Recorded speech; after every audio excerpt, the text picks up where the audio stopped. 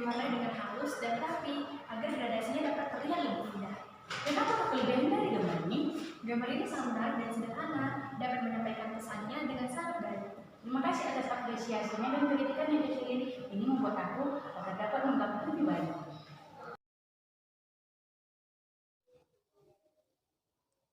Apa ya maksud video tadi?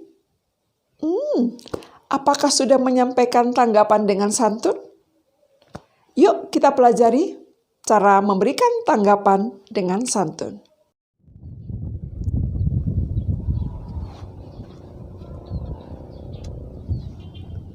Halo anak-anak semuanya, bertemu kembali dengan saya, Ibu Rinta Loverina Borulimbong pada mata pelajaran Bahasa Indonesia kelas 9 dengan materi memberikan tanggapan secara santun. Apa ya tujuan pembelajaran kita? Tujuan pembelajaran kita adalah sebagai berikut.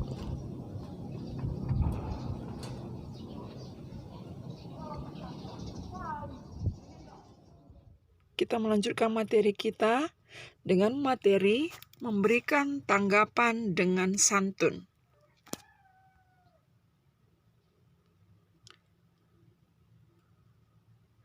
Apakah yang dimaksud dengan teks tanggapan? Teks tanggapan adalah teks yang berisi pendapat berupa pujian atau kritikan. Apa saja yang ditanggapi? Yang ditanggapi berupa peristiwa, fenomena, karya seni, ucapan seseorang, bahkan perbuatan seseorang.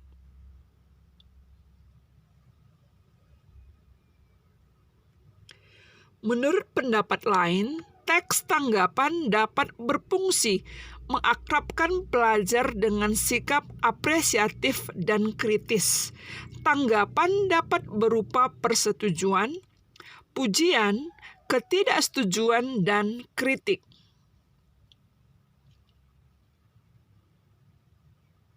Kira-kira hal apa saja ya yang dapat dijadikan teks tanggapan? Hal-hal yang dapat dijadikan teks tanggapan adalah peristiwa-peristiwa bersejarah. Misalnya Sumpah Pemuda. Kemudian yang kedua adalah buku. Kita bisa memberikan tanggapan terhadap isi sebuah buku ataupun sampul sebuah buku.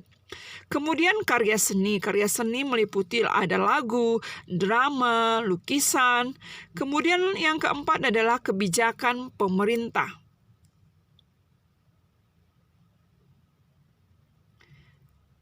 Bagaimana menyimpulkan informasi yang terdapat dalam sebuah teks? Yang pertama dengan membaca paragraf dengan seksama. Kita harus memahami apa isi yang terkandung dalam paragraf tersebut. Yang kedua, menentukan kalimat utama ataupun kalimat pokok. Berikut yang ketiga adalah menyimpulkan. Dalam menyimpulkan ini ada beberapa hal yang perlu diperhatikan. Simpulan harus merupakan hasil analisis dari paragraf yang sudah dibaca. Harus menggambarkan isi dari paragraf. Kemudian lagi simpulan itu berisi hal-hal yang terdapat dalam paragraf tersebut.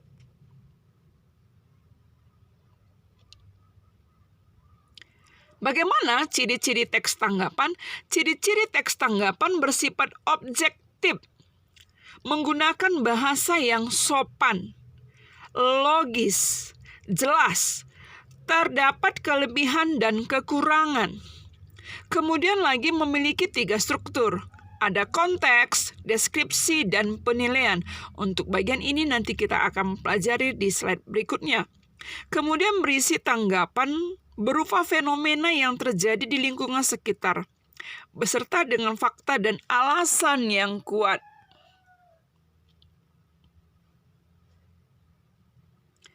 Struktur teks tanggapan ada 3. Konteks, deskripsi, penilaian. Konteks merupakan apa yang ditanggapi, di mana, kapan terjadinya peristiwa itu.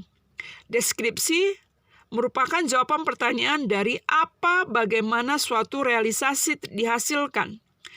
Yang ketiga, penilaian merupakan jawaban dari pertanyaan apa yang kita pikirkan tentang sesuatu. Kita akan mengkaji satu persatu. Yang pertama adalah konteks. Konteks adalah teks yang berisi pernyataan umum atau penjelasan tentang suatu hal, peristiwa ataupun objek yang disanggapi oleh penulis, yang berkaitan dengan kata tanya apa, di mana, dan kapan. Yang kedua adalah deskripsi. Deskripsi merupakan bagian yang berisi tentang alasan yang mendukung pernyataan atau menolak pernyataan, yang memuat identifikasi, jenis, ciri, atau bagian yang lain. Yang ketiga adalah penilaian. Penilaian berisi kata-kata yang mengungkapkan penilaian, berupa pujian atau kritik, yang berisi fakta dan data yang mendukung.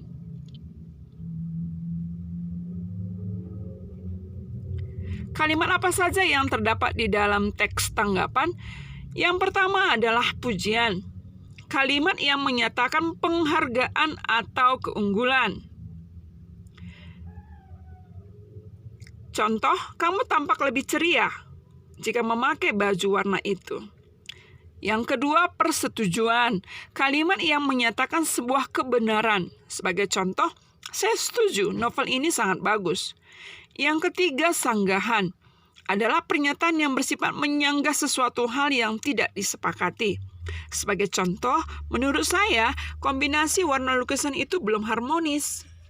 Yang ketiga, selanjutnya adalah penolakan. Penolakan adalah tanggapan berupa ketidaksetujuan.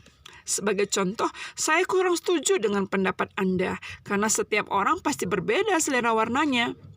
Yang kelima adalah kritik. Kritik adalah tanggapan yang disertai dengan pertimbangan baik buruknya terhadap suatu hal.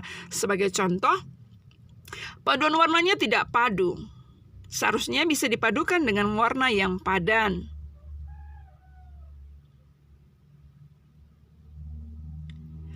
Bagaimana menggali informasi penting dalam sebuah teks?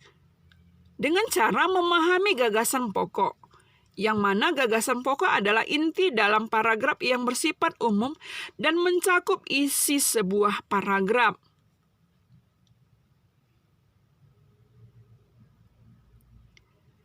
Ciri-ciri kebahasan dalam teks tanggapan. Yang pertama, menggunakan kata rujukan. Kata rujukan adalah kata yang mengacu kepada kata yang digunakan sebelumnya sebagai pengganti dari kata aslinya. Kata rujukan ada 3. Yang pertama, rujukan tempat, yakni di sini dan di sana. Yang kedua, rujukan hal, yakni ini dan itu. Yang ketiga, rujukan orang, dia, ia, dan mereka. Sebagai contoh, tadi pagi adik bangun kesiangan, ia terlambat masuk ke sekolah. Contoh yang kedua dan ketiga, silakan anak-anak kami membacanya.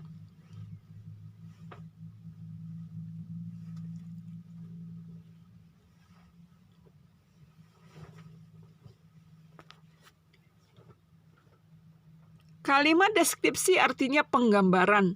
Dalam hal ini, deskripsi bisa diartikan sebagai uraian atau pemaparan dengan kata-kata yang rinci dan jelas.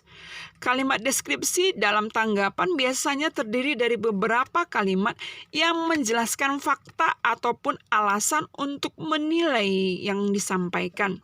Sebagai contoh, anak-anak tersebut belum memiliki SIM karena usianya belum mencapai 17 tahun. Bahkan tak jarang tinggi badan mereka pun belum mumpuni untuk menapaki jalan. Tak hanya itu, faktor belum matangnya psikis mereka pun sering terjadi, menyebabkan terjadinya kecelakaan lalu lintas.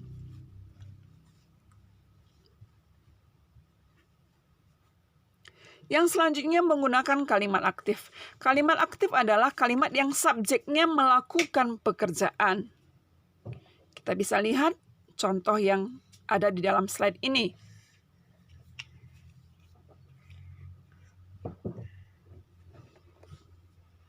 Yang berikutnya adalah menggunakan kata tugas yang menyatakan hubungan gramatikal yang tidak bisa digabungkan dengan imbuhan yang lain. Tidak mengandung makna leksikal, contohnya di, ke, dari, karena, dan lain-lain. Kemudian menggunakan kalimat penilaian dalam model tanggapan kritis. Selanjutnya menggunakan kalimat pujian dalam model tanggapan pujian. Berikutnya menggunakan kata konjungsi intrakalimat. Adalah kata sambung yang digunakan untuk menyambungkan dua kalimat dalam satu kalimat. Sebagai contoh, si gajah berlari tanpa arah, tetapi tikus-tikus itu tetap mengejarnya. Ulu tetap berusaha memanjat pohon itu agar dapat membuktikan dia bisa segalanya.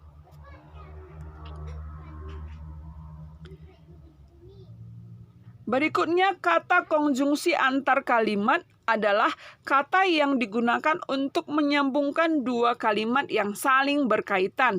Sebagai contoh, jerapah membutuhkan banyak bantuan untuk memperbaiki rumahnya. Oleh karena itu, ia mendatangi si tikus dan meminta bantuannya. Yang kedua, ibu tupai meminta anak-anaknya membagi rata apapun yang dimiliki. Akan tetapi, Kiki tidak mau membagi makanan itu kepada adik-adiknya.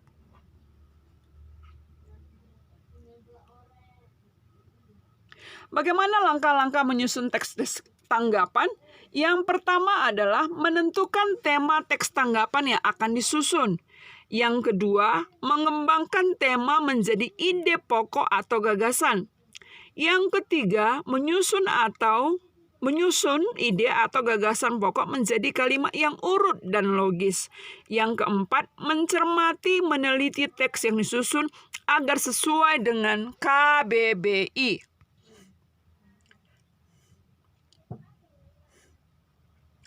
Berikut ini kami akan menyertakan sebuah contoh teks tanggapan dengan judul Sampah Plastik yang Memprihatinkan.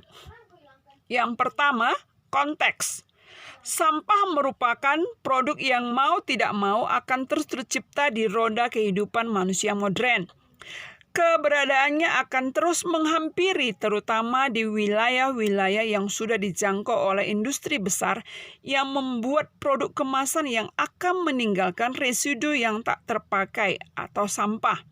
Salah satu bentuk sampah yang paling memprihatinkan adalah sampah kemasan semacam itu. Karena biasanya terbuat dari plastik yang tidak dapat terurai oleh tanah.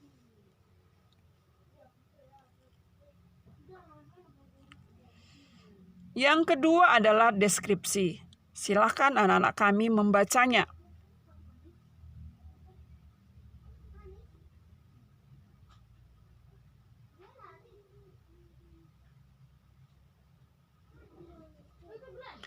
Yang ketiga adalah penilaian.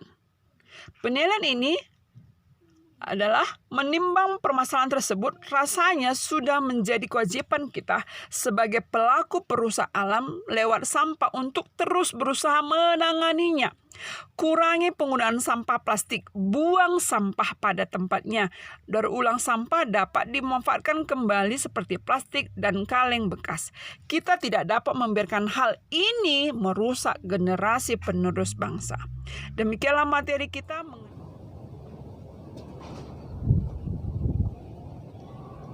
Demikianlah pembelajaran kita. Kami berharap peserta didik dapat memberikan tanggapan, baik itu berupa pujian ataupun kritik, bisa disampaikan secara santun kepada orang-orang yang ada di sekitar kita.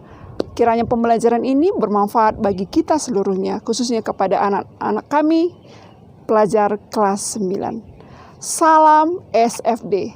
Semangat, fraternitas, Dina, salam literasi.